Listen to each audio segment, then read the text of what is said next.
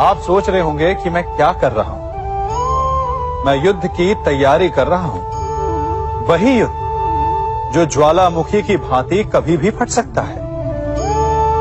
युद्ध वही जीतता है जो युद्ध में व्यतीत होने वाले समय से अधिक समय युद्ध की तैयारी में लगाए। जो योद्धा अभ्यास क्षेत्र में जितना अधिक समय दे, रणभूमि में उतना ही कम रक्त बहेगा। एक सामान्य लौ और तीखी तलवार में अंतर यही है कि एक तीखी तलवार को कड़ी अग्नि परीक्षा से होकर जाना पड़ता है। लौहकार की मार खानी पड़ती है। एक तलवार जितनी पीड़ा सहेगी, उसका वार उतना ही प्रबल होता है। इसलिए पीड़ा से घबराए नहीं, उसका सामना करें, उसका अभ्यास करें, क्योंकि यही अभ्यास जीवन के युद्ध में आपको विजयश्री बनाता है। जब मेघ छाते हैं तो क्या होता है? अंधकार छा जाता है। मेघ गरजते हैं, बिजलियां कड़कती हैं, वर्षा होती है। सभी पशु अपने आश्रय स्थल पर जाकर छिप जाते हैं। मनुष्य अपने घरों की ओर दौड़ते हैं और सभी पक्षी अपने घोंसलों में जाकर छिप जाते हैं। परंतु एक जीव है जो गरजते मेघों को, कड़कती बिजलियों को, भारी वर्षा को भी हरा देता है। वो जीव है बाज, क्योंकि वो समस्या की जड़ों से ऊपर उड़ता है। वो गरजते मेघों से, कड़कती बिजलियों से, भारी वर्षा से, इन सब से ऊपर। यही अंतर है हारने वालों में और जीतने वालों में। ये युद्ध हार और जीत का नहीं, समस्या और सोच का है। यदि आप अपनी सोच को छोटी रखेंगे तो समस्या बड़ी हो जाएगी, और यदि आप अपनी सोच को बड़ी रखेंगे तो समस्या छोटी हो जाएगी। दो मनुष्यों के मध्य होता है, परंतु विजय सदैव एक ही मनुष्य को मिलती है। जबकि समान रूप से दोनों शक्तिशाली होते हैं, समान ज्ञान प्राप्त करते हैं। कारण, दो प्रकार के लोहे होते हैं, एक ठंडा, एक गर्म। कभी सोचा है? लोहकार लोहे को लोहे से ही काटता है, परंतु सदैव ठंडा लोहा ही गर्म लोहे को काट पाता है। और यही नीति मनुष्यों पर भी लागू होती है। जब युद्ध होता है तो जिसके मन में ईर्ष्या होती है, जलन होती है, आक्रोश होता है, वो गर्म लोहे के समान। और जिसका मन शांत होता है, जिसका मन संयम से बंधा होता है, वो ठंडे लोहे के समान है। और वही ईर्ष्या और द्वेष नामक गर्म लोहे को काट सकता है। इसलिए यदि जीवन के संग्राम में विजय प्राप्त करनी है तो अपने मन को शांत रखें, क्योंकि गर्म लोहे की भांति ईर्ष्या और क्रोध जैसे भाव को रखने वाला मनुष्य सदैव शांत स्वभाव के मनुष्य के समक्ष निर्बल है। शक्ति ईर्ष्या और क्रोध में नहीं, शांति और संयम में है। सभी बड़े सदा यही कहते आए कि यदि आगे बढ़ना है तो अपनों का साथ दो। सत्य कहते हैं, अपनों का साथ देना ही चाहिए, परंतु साथ देने से पूर्व ये अवश्य पहचान लेना चाहिए कि अपने हैं कौन। क्या अपने वही होते हैं जिनके साथ हमारा रक्त संबंध होता है, या अपने मित्र?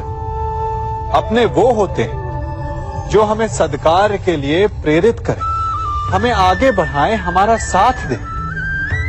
और वो जिनका साथ देने से समाज का नाश हो, धर्म की हानि हो, वो सगे हो करके भी सगे नहीं होते। इसलिए जब अपनों की परिभाषा का चुनाव करें तो उन्हें अपना माने जो आपका साथ दे, उन्हें नहीं जो हमें अज्ञान के मार्ग पर ले जाएं। सीमा एक रेखा ही नहीं, एक परिभाषा भी है। सीमा हर किसी की होती है, प्रेम की, धैर्य की, मित्रता की और शत्रुता की भी। और जो सदैव सीमा में बंधे रहते हैं वो सामान्य मनुष्य बनकर रह जाते हैं, परंतु जो समय आने पर सीमा तोड़ देते हैं वही भविष्य बनाते हैं, क्योंकि सीमा केवल आपको मर्यादा में नहीं रखती, आपको बांधती भी है। अब ये आप पर, मुझ पर, हम सब पर निर्भर करता है कि ये जाने कौन सी सीमाएं हमें बांधती हैं और कौन सी सीमाएं शक्ति के नए मार्ग समक्ष लाती हैं। इसलिए सीमाएं तो जो कर सकते हो उससे अधिक करने का प्रयत्न करो, तभी नई सीमाएं बना पाओगे। भाग्य क्या है? जो आपने किया उसे भोगना भाग्य है, या जो आपके पूर्वजों ने किया उसका फल भाग्य है? नहीं, भाग्य वही है जो आपने किया, क्योंकि हर मनुष्य को अपने कर्मों के फल भुगतने होते हैं। इसलिए यदि जीवन में कुछ भी करें तो उस पर अपनी दृष्टि अवश्य रखें,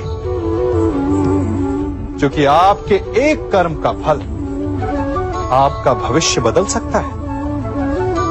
हम वही बनते हैं जो हम चुनते हैं, क्योंकि वही हमारा भाग्य बनता है। मनुष्य सुंदरता से आकर्षित होता है, उससे प्रेम करता है और असुंदर को देता है। ऐसा होता है ना?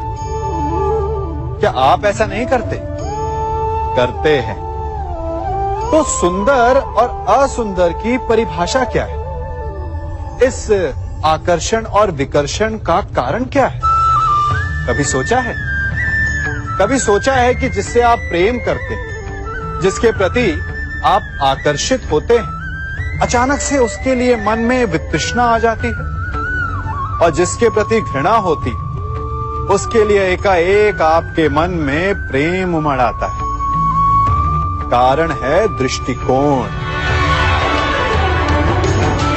क्योंकि सुंदरता आपके मन में होती है, आपके सोच में होती है, आपके दृष्टिकोण में होती है। इसीलिए किसी को कीचड़ में खिला हुआ कमल सुंदर लगता है, और किसी को निर्मल चंद्रमा में भी कलंक का धब्बा दिख जाता है।